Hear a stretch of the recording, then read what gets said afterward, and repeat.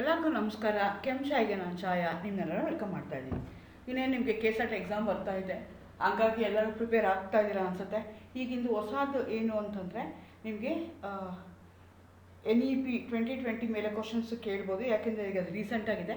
ಹಾಗಾಗಿ education policies ಯಾವ್ಯಾವುದಿತ್ತು, ಅದು ಹೇಗಾಯಿತು, ಅದರದ್ದು ಲಾಸ್ಟ್ ಅಂದರೆ ಬಿಫೋರ್ ಇಂಡಿಪೆಂಡೆನ್ಸ್ ಹೇಗಿತ್ತು, ಆಫ್ಟರ್ ಇಂಡಿಪೆಂಡೆನ್ಸ್ ಏನಿತ್ತು, ಯಾವ್ಯಾವ ಕಮಿಟೀಸ್ ಆಯಿತು, ಏನೇನು ಚೇಂಜಸ್ ಆಯಿತು, ಅದೆಲ್ಲ ಲಾಸ್ಟ್ ಮಿನಿಟ್ಗೆ ಓದ್ಕೊಳ್ಳೋ ಅಂಥದ್ದು, ಅಂದರೆ ಸಮರೈಸ್ ಮಾಡೋ ಥರದ್ದು ಇವತ್ತು ವೀಡಿಯೋ ಮಾಡ್ತಾ ಇದ್ದೀನಿ.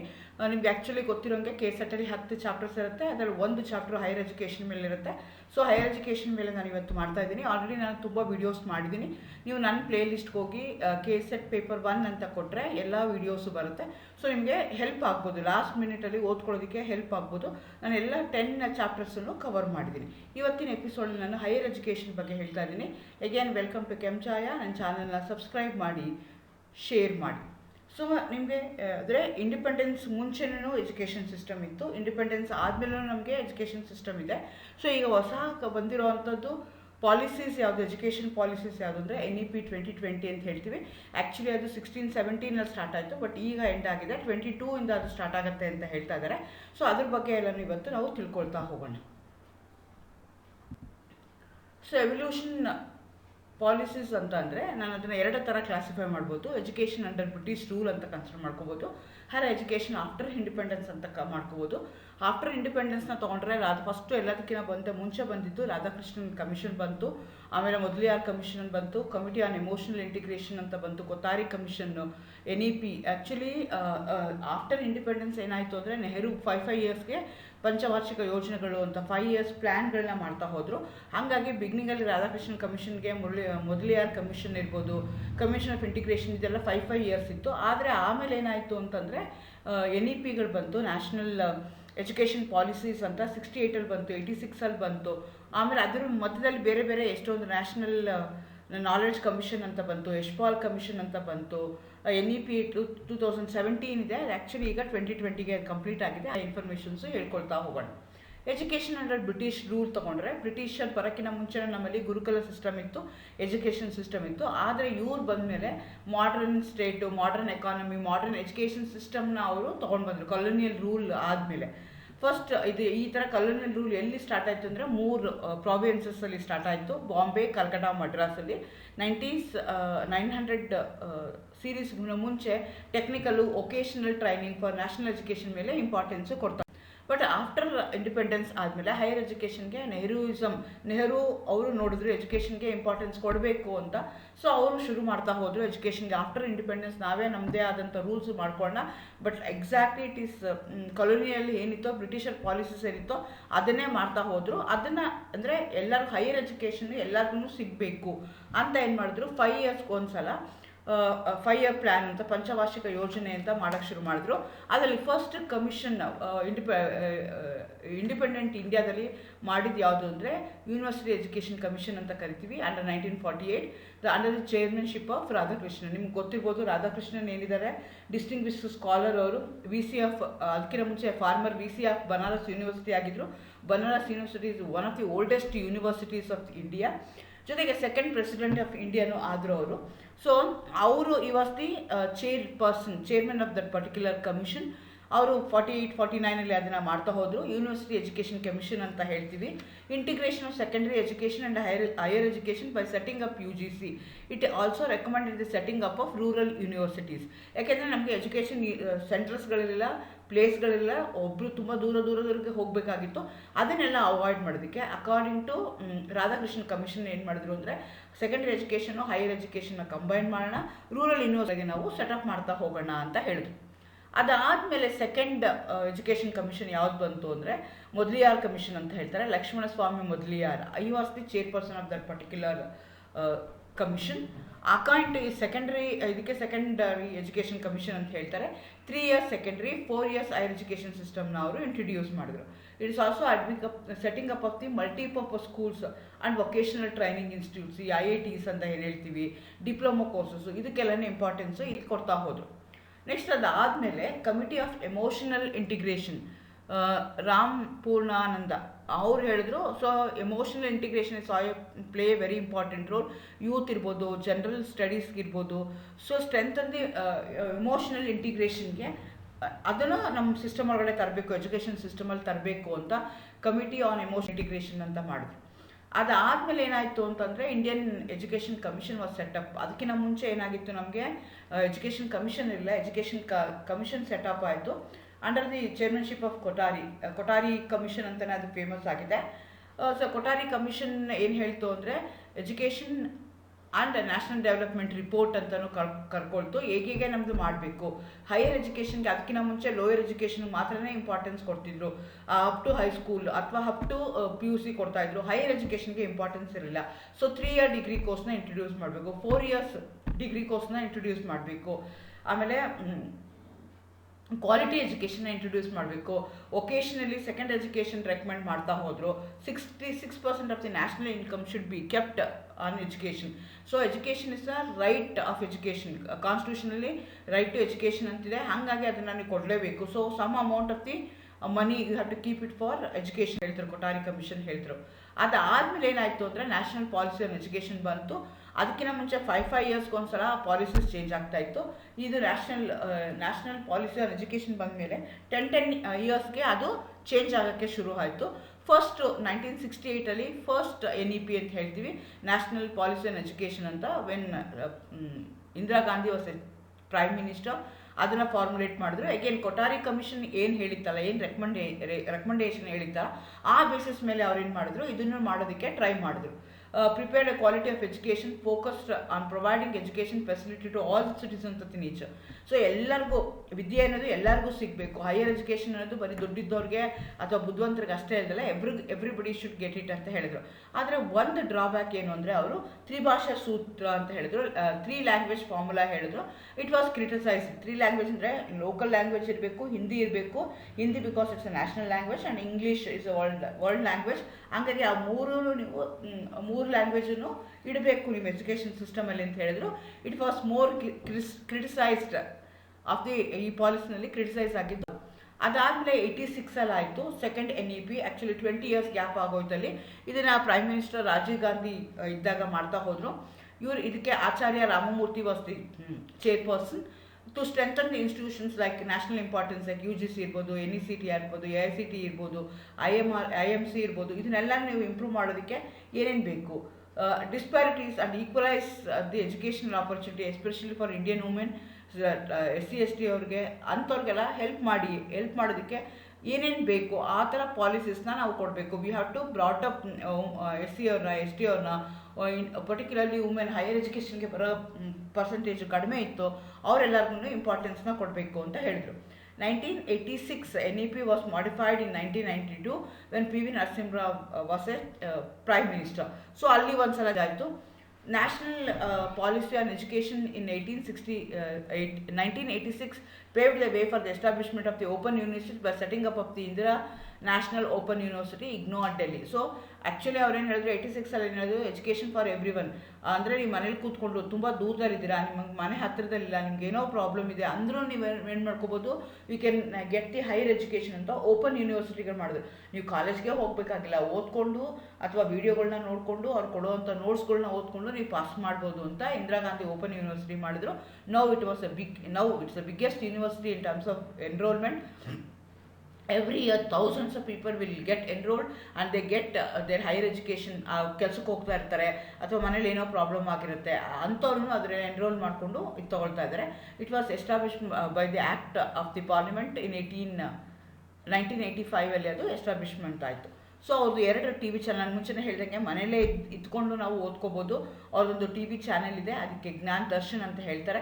ಆ ಥರ ಜ್ಞಾನ್ ವಾಣಿ ಅಂತ ರೇಡಿಯೋ ಇದೆ. ಎಲ್ಲ ಕಡೆಗೂ TV ಇಲ್ದಿದ್ದಾಗ್ಲೂ ರೇಡಿಯೋ ಕೇಳ್ಕೊಂಡು ನೀವು ಮಾಡ್ಬೋದು ಅಂತ ಜ್ಞಾನವಾಣಿ ಅಂತ. ಸೊ ಇವೆರಡು satellite based channels, education channels ಇದೆ. ಸೊ 24 hours ಇದು ರನ್ ಆಗ್ತಾ ಇರುತ್ತೆ. ಸೊ ನಮಗೆ ಏನಿದೆ ಇಂಥ ಟೈಮಲ್ಲಿ ಇಂಥ ಕಡೆಗೆ ನಾವು ನೋಡಬೇಕು ಅಥವಾ ನನಗೆ ಅಪ್ಗ್ರೇಡ್ ಆಗಬೇಕು, ನಂದು ಯಾವುದೋ ಒಂದು ಕೋರ್ಸ್ ಬಗ್ಗೆ ತಿಳ್ಕೋಬೇಕು ಅಂದರೆ this are the channels we can get into it. ಅದಾದಮೇಲೆ 2007 ನ್ಯಾಷನಲ್ ನಾಲೆಡ್ಜ್ ಕಮಿಷನ್ ಅಂತ ಬಂತು. ಸ್ಯಾಮ್ ಪಿತ್ರೋಡಾ ಕಮಿಟಿ ಅಂತ ಹೇಳ್ತಾರೆ. ಇವಾಗ Sam Pitroda was the chairperson of that particular committee. Reconstruction of curricular to meet the demand for multidisciplinary professionals. ಈಗ ಏನು ಟ್ರಾನ್ಸ್ disciplinary ಅಂತ ಹೇಳ್ತಾರೆ, ಇಂಟರ್ ಡಿಸಿಪ್ಲಿನರಿ ಅಂತ ಹೇಳ್ತಾರೆ. ಸೊ ಅದು ಎಲ್ಲಿ ಬಂದಿತ್ತು ಅಂತಂದರೆ 2007 ನ್ಯಾಷನಲ್ ನಾಲೆಡ್ಜ್ ಕಮಿಷನಲ್ಲಿ ಅದು ಹೊರಗಡೆ ಬಂತು. Criteria based resource allocation to ensure the maintenance of standards and strategic provinces to promote the excellence in higher education.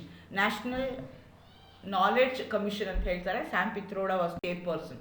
ಅದಾದಮೇಲೆ ಯಶ್ಪಾಲ್ ಕಮಿಟಿ ಬಂತು in 2009, learning without burden. So ಹುಡುಗರು ಬ್ಯಾಗನ್ನು ಗಟ್ಟಲೆ ಬ್ಯಾಗ್ ತೊಗೊಂಡೋಗೋ ನೆಸೆಸಿಟಿ ಇಲ್ಲ, without carrying the bag, without carrying the books in a bag ನಾವು ಅದನ್ನು education ಕೊಡ್ಬೋದು. ಅದು ಫನ್ ಮಾಡಬೇಕು, ಬರ್ಡನ್ ಇಲ್ದಂಗೆ ಲರ್ನಿಂಗ್ ಕೊಡಬೇಕು.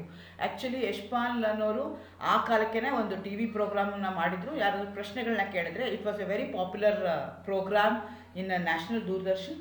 ಅವ್ರು ಏನಾದ್ರು ಪ್ರಶ್ನೆಗಳನ್ನ ರಿಲೇಟೆಡ್ ಟು ಸೈನ್ಸ್ ಇರೋದಿದ್ರೆ ಕೇಳಿದ್ರೆ ಅದಕ್ಕೆ with a demonstration use to answer. It was a very famous. Everybody use to wait. ಅವ್ರು ಏನು ಹೇಳ್ತಾರೆ ವಿತಿನ್ 2 minutes, ವಿತಿನ್ 5 minutes ಯಾವುದೋ ಒಂದು ಪ್ರಾಬ್ಲಮ್ಮು, ಅದಕ್ಕೆ ಇರುವಂಥ ಅದರಿಂದ ಇರುವಂಥ ಥಿಯರಿ ಇರ್ಬೋದು, ಅದರಿಂದ ಇರುವಂಥ ಪ್ರಿನ್ಸಿಪಲ್ ಇರ್ಬೋದು, ಅದನ್ನು ಎಕ್ಸ್ಪ್ಲೇನ್ ಮಾಡಿ ಅವರು ಹೇಳ್ತಾ ಇದ್ರು. ಅಂದರೆ ಈ ವಾಸ್ ನಾಟ್ ಓನ್ಲಿ ಕಮಿಟಿ ಮಾಡಿದ್ರು, ಅದನ್ನು ಹೇಗೆ ಮಾಡ್ಬೋದು ಅಂತನೋ, ವಿತೌಟ್ ಬರ್ಡನ್ ಮಾಡ್ದಲ್ಲ ಹೇಗೆ ಅವ್ರಿಗೆ ಹುಡುಗರಿಗೆ ಹೇಳ್ಕೊಡ್ಬೋದು ಅಂತಲೂ ಹೇಳಿದ್ರು. So deemed university status abandon ಆಯಿತು ಇದ್ರ ಪ್ರಕಾರ ಯಶ್ಪಾಲ್ ಕಮಿಟಿಯಿಂದ. Next replacement of NCTE, AICTE, UGC by commission for higher education and research. Encouragement for IIMs, IITsಗೆ ಎನ್ಕರೇಜ್ ಮಾಡಿದ್ರು. Stress the need for more attention to undergraduate programmes and multidisciplinary approach of learning. ಇದ್ರ ಬಗ್ಗೆ Yashpal committee ಹೇಳ್ತು. ಅದಾದಮೇಲೆ NEP ಬಂತು. Again third NEP ಅಂತ ಹೇಳ್ಬೋದು. 2017 first education policy of the 21st ಸೆಂಚುರಿನಲ್ಲಿ ಇದೇ ನಮ್ಗೆ ಮಾಡ್ತಾ ಇರೋವಂಥದ್ದು. Replaces 34 years of old national policy. ಅದಕ್ಕಿಂತ ಮುಂಚೆ 1986 ಏನು ಪಾಲಿಸೀಸ್ ಇತ್ತು ಅದನ್ನು ನಾವು ಕಂಟಿನ್ಯೂ ಮಾಡ್ಕೊಂಡು ಬರ್ತಾ ಇದ್ವಿ. ಅದನ್ನು ಚೇಂಜ್ ಮಾಡೋದಕ್ಕೆ ಈಗ NEP 2020 ಅಂತ ಕರಿಬೋದು. ಅದರದ್ದು ಫಸ್ಟು 2016-17 ಸ್ಟಾರ್ಟ್ ಆಯಿತು. ಬಟ್ ಈಗ ಅದು ಕಾರ್ಯಗತಕ್ಕೆ ಬರ್ತಾ ಇದೆ. 21-22 ಆ ಅಕಾಡೆಮಿಕ್ ಇಯರಿಂದ ಅದನ್ನು ನಾವು ಫಾಲೋ ಮಾಡ್ಕೊಂಡು ಹೋಗ್ತೀವಿ ಅಂತ ಹೇಳ್ತಿದ್ದಾರೆ. ಇದು it's a completely revolutionary change in the education system ಅಂತ ಹೇಳ್ತಾ ಇದ್ದಾರೆ. The government under the government of prime minister Narendra ಮೋದಿಯಿಂದ ಬರುತ್ತೆ. ಇದು ಏನರ ಮೇಲೆ ಬೇಸ್ಡ್ ಆಗಿದೆ, ಇದ್ರ ಮೇಲೆ ತುಂಬ ಕ್ವಶನ್ಸ್ ಕೇಳ್ಬೋದು. ಈಗ ರೀಸೆಂಟ್ ಆಗಿದೆ, ಹಾಗಾಗಿ ನಾನು ಇದ್ರ ಬಗ್ಗೆ ಹೇಳ್ತಾ ಇದ್ದೀನಿ. Based on assess equity, quality and affordability, every child care education. So each and everybody who is in the country, the last person in the country, the last kid in the country should get the education ಅಂತ ಹೇಳ್ತಾರೆ. Renamed of MHRD as MOE, Minister of Education. ಮುಂಚೆ MHRD ಅಂತಿತ್ತು, human resource development ಅಂತ ಇತ್ತು. ಅದನ್ನು minister of education ಅಂತ convert ಮಾಡಿದ್ದಾರೆ. Extension of RTE to cover the child 3 to 18. First 3 to 14 years ಮಾತ್ರ ಇತ್ತು, ಈಗ 3 to 18 yearsಗೆ ಮಾಡಿದ್ದಾರೆ. Introduction of 4 years integrated B.Ed course ಹೇಳ್ತಾ ಇದ್ದಾರೆ.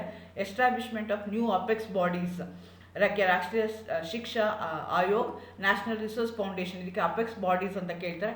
What are the apex which are the apex bodies that has been developed given importance in NEP 2020 ಅಂತ ಈ ಗೇಟ್ಗಳಲ್ಲಿ ನೋಡ್ಕೋಬೇಕಾಗತ್ತೆ.